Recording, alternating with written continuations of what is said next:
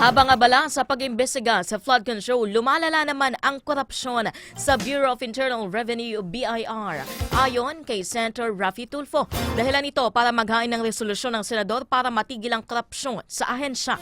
Alamin ang detalye sa ulat ni Daniel Salayo. Daniel. Yes, Ani, iniaay ni Senador Erwin Tulfo ang Senate Resolution 180 na layong paimbestigahan sa Blue Ribbon Committee ang aniyay money-making scheme sa Bureau of Internal Revenue o BIR. Ayon kay Tulfo, batay sa reklamo ng ilang negosyante sa kanya, ay isinasakatuparan ng mga kawani ng BIR ang korupsyon sa pamamagitan ng Letter of Authorities o LOAS.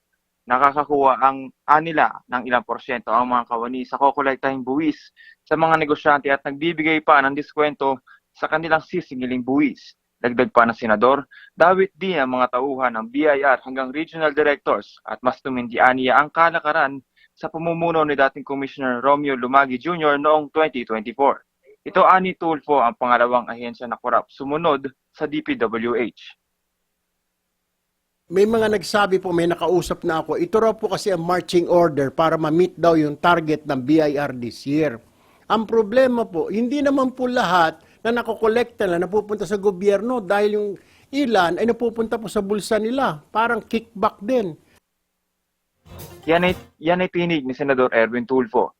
Magugunit ang kahapon din, ipinag-utos ni BIR Commissioner Mendoza at Finance Secretary Go ang suspensyon ng Letters of Authority o LOA, mga mission order at iba pang field units alinsunod sa Revenue Memorandum Circular 107-2025 para umano ito mapanatili ang disiplina, karapatan ng taxpayers at integridad sa proseso ng mga audit ng ahensya.